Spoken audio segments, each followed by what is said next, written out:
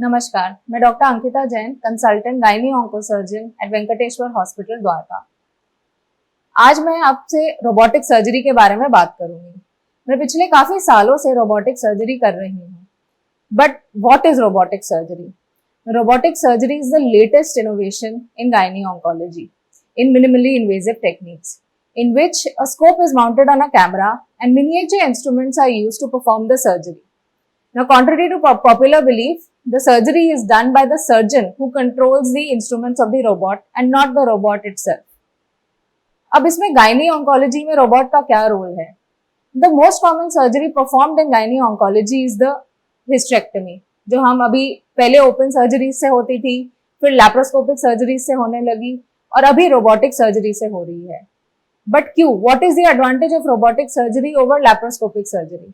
Definitely open surgery के ऊपर तो हमें एडवांटेज पता है कि उसके इंसिशंस हमारे बहुत छोटे हो गए हैं। But over laparoscopic surgeries, the control that we have instruments is much better than laparoscopic instruments. Now, the uterus is a structure that is situated in the pelvis. जो pelvis होता है वो relatively deep seated होता है हमारे abdomen में, और according to me it has one of the most complex anatomies. Most complex anatomy इसलिए क्योंकि वहाँ पे innumerable vessels होती हैं, और वो vessels ऐसी होती हैं जो इकलौती vessel होती हैं जो हमारे पैरों को सप्लाई करती हैं। वहां पे बहुत सारी नर्व्स होती हैं जो हमारे ब्लैडर कंट्रोल, स्टूल के कंट्रोल और बाकी सारी जो पेल्विक स्ट्रक्चर्स होते हैं उनको सप्लाई करते हैं। So there is in no way, it is inexcusable अगर वो डिजीज से इन्वॉल्व नहीं है कि हम उन स्ट्रक्चर्स को किसी भी तरह का हार्म करें। कैंसर सर्जरीज में खाली यूट्रस रिमूवल नहीं होता है। यूट्रस एंड ओवरी के रिमूवल के अलावा lymph node excision, nerve sparing, ये सब का बहुत रोल है और इसके लिए हमें प्रिसिशन, मैग्निफिकेशन की बहुत जरूरत होती है, जो रोबोटिक सर्जरी हमें बहुत इजीली ऑफर करता है। Even the access to the pelvic structures is much better than what we have with open surgeries. In fact most of my colleagues will agree कि जितने स्ट्रक्चर्स हमें क्लियरली और ब्यूटिफुली रोबोटिक सर्जरी में दिखते हैं वो ओपन सर्जरी में हमने शायद आज तक नहीं देखे, सिर्फ किताबों में पढ़े हैं। नाउ अगर मैं स्पेसिफिकली आपको डिजीजेस के बारे में बताऊं गायनी ऑन्कोलॉजी में, तो एंडोमेट्रियल कैंसर जो यूट्राइन कैंसर होता है उसमें यूट्रस और ओवरी के अलावा जैसे हम लिम्फ नोड्स निकालते हैं, इसमें पूरी तरह से अगर हम लिम्फ नोड सारे क्लियर कर देते हैं तो उसमें काफी कॉम्प्लिकेशंस आते हैं, जैसे पैरों में सूजन आना, क्योंकि वहां का जो लिम्फ नोड का फंक्शन होता है वो पैरों के फ्लूइड को ड्रेन करता है। यदि ये सारे लिम्फ नोड्स निकल जाते हैं तो पैरों में सूजन आ सकती है। बट एक टेक्निक होती है सेंटिनल लिम्फ नोड बायोप्सी जो हम रोबोट पे कर सकते हैं। उसमें एक डाई डालकर एक स्पेशल इंफ्रारेड कैमरा में वो लिम्फ नोड देखे जाते हैं, तो एक या दो लिम्फ नोड ही केवल निकाले जाते हैं जो हमारी स्टेजिंग को कंप्लीट कर सकते हैं और पूरी लिम्फ नोड निकालने की जरूरत नहीं पड़ती, जिसकी वजह से जो कॉम्प्लिकेशंस एसोसिएटेड होते हैं कंप्लीट लिम्फोडेनेक्टमी में, जो ओपन सर्जरी में हमारे पास ऑप्शन नहीं होता, वो सारी चीजें बच जाती हैं। वेरी अर्ली सर्वाइकल कैंसर जो लेस देन 2 सेंटीमीटर के होते हैं, जिसमें हमें बहुत अच्छा मार्जिन चाहिए होता है, जिसमें जो पेशाब की नली होती है जिसको हम यूरेटर कहते हैं वो क्लोजली चिपकी होती है यूट्रस से, तो उसे भी हमें बचाना पड़ता है और उसके लिए हमें मैग्निफिकेशन और प्रिसिशन की बहुत ज्यादा जरूरत होती है। इसके अलावा कुछ कॉम्प्लेक्स प्रोसीजर्स होते हैं जैसे पेल्विक एक्सेंट्रेशन।